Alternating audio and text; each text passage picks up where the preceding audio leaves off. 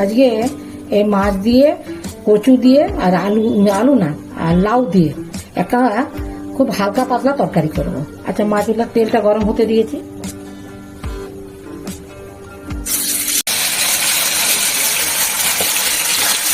মাছগুলোকে উল্টিয়ে দিলাম, বুঝলি? হ্যাঁ, মাছের তেলটা ছিল, তাতে একটু কালো জিরে দিচ্ছি, এর সঙ্গে দিয়ে দিচ্ছি।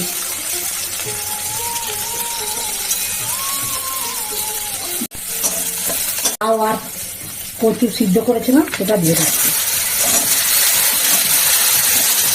হলুদ দিয়ে দিলাম, এই সিদ্ধ করা জলটা দিয়ে দিচ্ছি।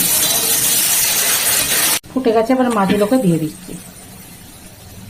আমি কিন্তু লবণ দিইনি, লবণটা দিয়ে দিচ্ছি। দেবো না, রসুন। হ্যাঁ, লাউ কচু দিয়ে মাছের ঝোল এই রসুনের গন্ধটা না, হ্যাঁ, এরকম টেস্ট হয়।